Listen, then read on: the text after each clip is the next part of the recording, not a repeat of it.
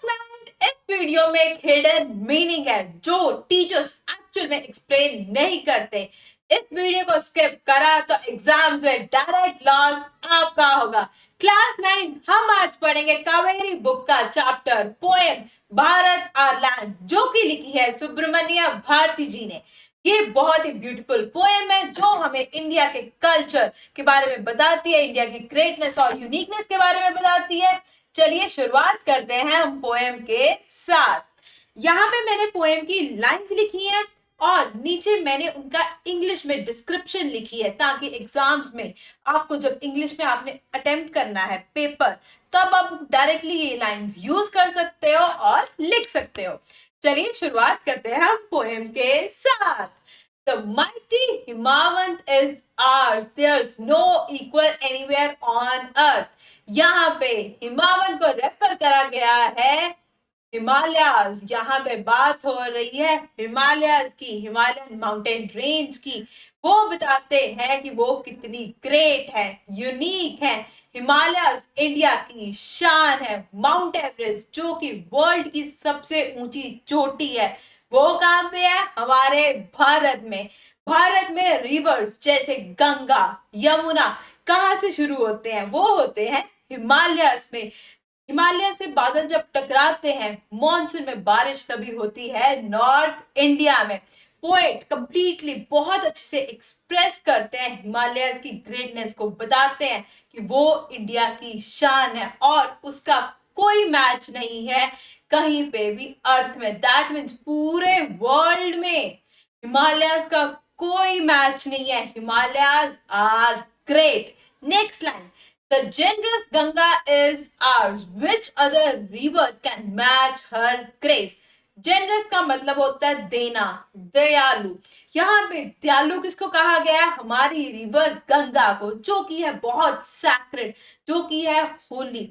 गंगा को कहा जाता है कि वो लाइफ देती है एंड इट सपोर्ट पीपल। जीने के लिए जो जरूरी चीजें होती हैं, उसमें से जो दो जरूरी चीजें वो है खाना और पानी। वो हमें मिलता है गंगा से। गंगा के किनारे जो खेत है, जो वेजिटेशन है, जो ऑक्यूपेशन है, जिनका रोजगार लोगों का चलता है, that is because of Ganga. उसको कहा गया है कि गंगा बहुत ही ज्यादा विशाल है, गंगा ग्रेसफुल है, गंगा ब्यूटीफुल है, गंगा इंपॉर्टेंट है, गंगा हमारी सेक्रेड रिवर है और गंगा का कोई मैच नहीं है। Ganga is very important and it is sacred. Next, the sacred Upanishad are ours. What scriptures else to name with them? यहाँ पे sacred उपनिषद का मतलब है होली बुक्स। होली बुक्स हम रेफर करते हैं उपनिषद को, जो कि इनका मैच कोई भी जो रिलीजियस टेक्स्ट है उनके साथ नहीं है। हमारे जो वेद है, ऋग्वेद, सामवेद, यजुर्वेद एंड अथर्ववेद, उनका जो अंतिम भाग है दैट इज उपनिषद। ये हमें बताते हैं अल्टीमेट रियलिटी के बारे में, सत्य के बारे में, ट्रुथ के बारे में, आत्मा के बारे में। इन बुक्स में कोई रिलीजन, कोई कास्ट की बात नहीं करी गई है। इस बुक्स में बताया गया है गुरु और शिष्य के बारे में, कैसे जो शिष्य हैं वो टीचिंग लेते हैं, शिक्षा लेते हैं अपने गुरु से। और इनका ओरिजिन कहाँ हुआ है? भारत में, इंडिया में इनका ओरिजिन हुआ है। Next, this sunny golden land is ours. She fearless. Let's praise her. Sunny का मतलब है sun, sunshine. India that is a tropical country. India में 12 महीने धूप रहती है। ट्रॉपिक ऑफ कैंसर पास करता है इंडिया से।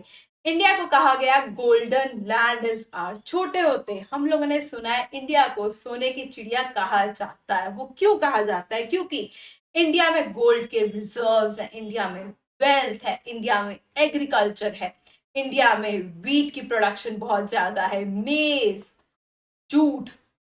जब इनका हार्वेस्टिंग टाइम होता है, जो हमारे खेत होते हैं वो गोल्डन कलर के सुनहरे खेत होते हैं। राजस्थान में थार डेजर्ट है, that is also of golden colour. तो इन सब का रेफरेंस दिया गया है और कंपेयर करा गया है गोल्डन लैंड के साथ। Now very important line, she किसको कहा गया है? वो कहा गया है इंडिया को।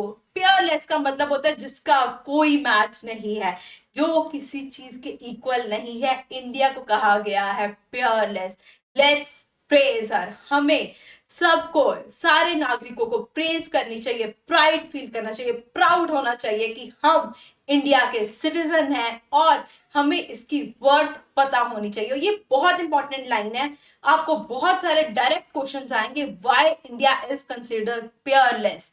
आप उसका डायरेक्ट आंसर दे सकते हो, आप उसको कंपेयर कर सकते हो। पहले तो पोएट के साथ, जैसे उन्होंने हिमालयस के साथ कंपेयर करा है, उसकी ग्रेटनेस के साथ कंपेयर करा है, गंगा के साथ उसकी जेनरसिटी के साथ कंपेयर करा, बताया कि कैसे उसको जेनरस कहा गया है। गंगा को उपनिषद के साथ कंपेयर करा गया है कि क्यों वो सैक्रेड है, उनका ओरिजिन हुआ है इंडिया में। और लास्टली गोल्डन लैंड, इंडिया को गोल्डन लैंड क्यों कहा जाता है, ये सारी एग्जाम्पल के साथ आप एक्सप्लेन कर सकते हो इंडिया को क्यों कहा जाता है that she is fearless.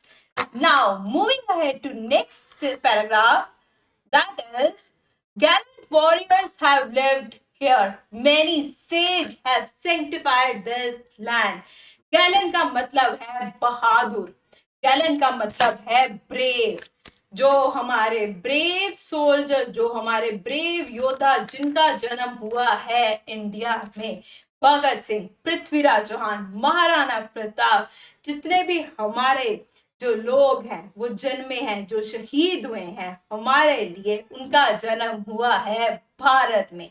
Many says has sanctified this Holi land. Says का मतलब होता है ऋषि, सेंटिफाइड का मतलब होता है प्योरिटी, होली, जिन्होंने इंडिया की धरती को पवित्र किया है। वाल्मीकि, वेद व्यास, स्वामी विवेकानंद, गौतम बुद्धा, सबका जन्म हुआ है भारत में। Next line, the divinest music has been heard here and here all auspicious things are found. India में जो म्यूजिक है that is not limited to entertainment.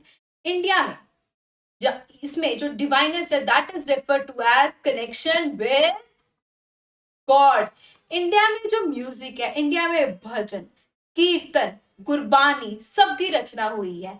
India में भक्ति मूवमेंट स्टार्ट हुई थी जो कि हमें डायरेक्टली उसने लिंक करा था भगवान के साथ। इंडिया में गुरबानी, हनुमान चालीसा, जो भी रिलीजियस चीजें हैं, जो भी रिलीजियस म्यूजिक है, that connects us with almighty God and it is auspicious. Auspicious का मतलब होता है गुड, प्योर, पॉजिटिव, एकदम वो पॉजिटिव एटमॉस्फेयर क्रिएट करते हैं। जैसे कि टेम्पल्स, जो हमारी रिवर्स हैं, जो हमारे मेडिसिनल प्लांट्स है लाइक तुलसी, हम उनकी पूजा करते हैं, हम रिवर्स की पूजा करते हैं, टेम्पल्स सबकी पूजा होती है, they are sacred, they are pure. और सारी चीजें कहाँ होती हैं? हमारे इंडिया में। इंडिया में कस्टम्स होते हैं, रीति रिवाज होते हैं, ट्रेडिशंस होते हैं, जिनकी इंपॉर्टेंस है, जिनका अपना कल्चर है, जिनका अपना इतिहास है।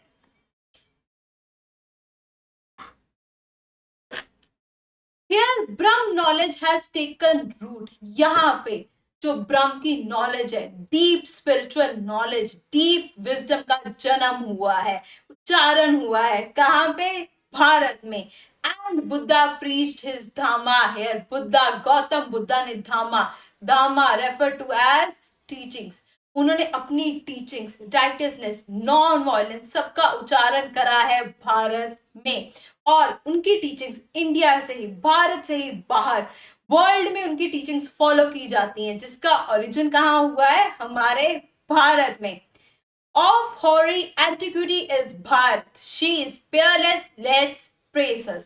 हॉरी का मतलब है ओल्ड, एंटिक्विटी का मतलब है एशियंट।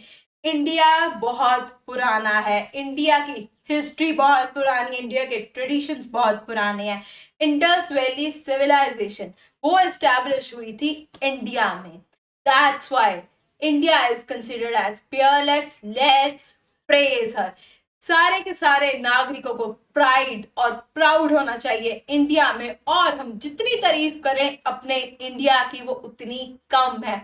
वॉरियर्स का जन्म हुआ है, जो हमारे स्पिरिचुअल लीडर्स हैं, जो हमारे स्पिरिचुअल गुरुज हैं, गौतम बुद्ध, स्वामी विवेकानंद, जो हमारे ऋषि मुनि हैं, वाल्मीकि, वेद व्यास, सबका जन्म हुआ है इंडिया में, और यही इंडिया की धरती को प्योर करते हैं, पवित्र बनाते हैं।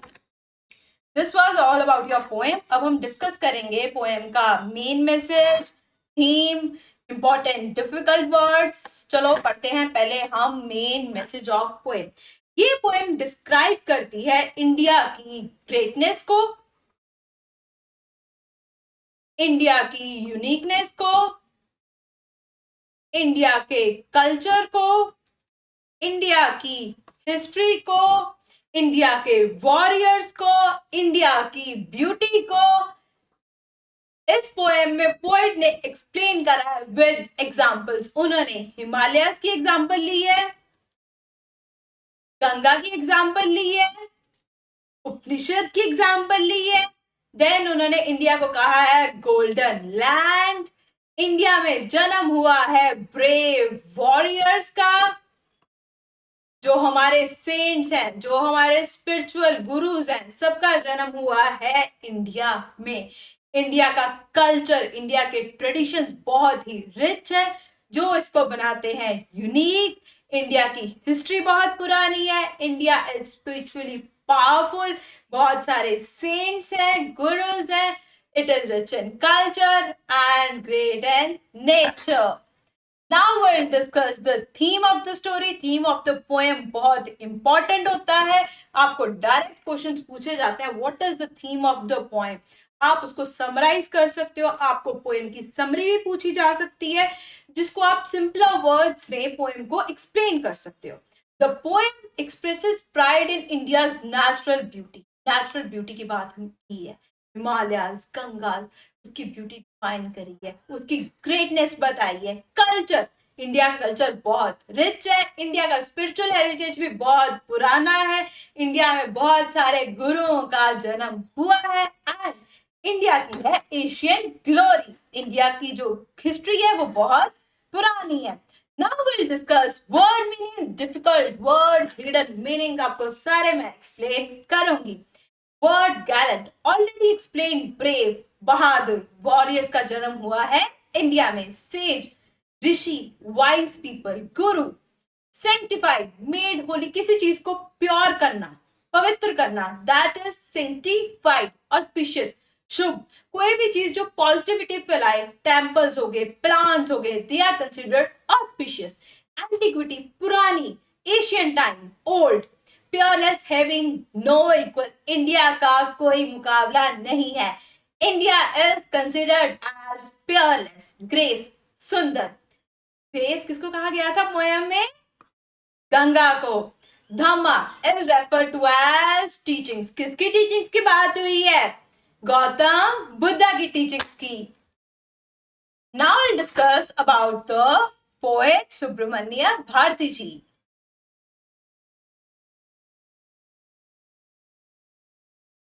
Subramanya Bharati ji, he was from Tamil Nadu. इन्होंने बहुत सारी पोएम्स लिखी हैं। He was writer, freedom fighter है, इन्होंने पेट्रियोटिक पोएम्स लिखी हैं, इन्होंने इंडिया के स्ट्रगल के बारे में बात करी गई है अपनी पोएम्स में, और इनकी पोएम्स रिफ्लेक्ट करती हैं नेशन के बारे में, इक्वालिटी के बारे में, and social reforms. So that was all about our poem Bharat, our land. I hope मैंने आपको एक एक चीज क्लियर करी हो, एक एक लाइन, एक एक वर्ड समझाने की मैंने आपको कोशिश करी है। आपको कोई भी वर्ड, कोई भी लाइन, कुछ भी समझ ना लगा हो, then do let me know in the comments. Next lecture में हम इसकी एक्सरसाइज सॉल्व करेंगे। आपको कोई भी क्वेरी है, you can reach out to me in comments. Subscribe कर लो चैनल को, चैनल पे आपको बहुत सारे लेक्चर्स देखने को मिलेंगे। See you in the next one.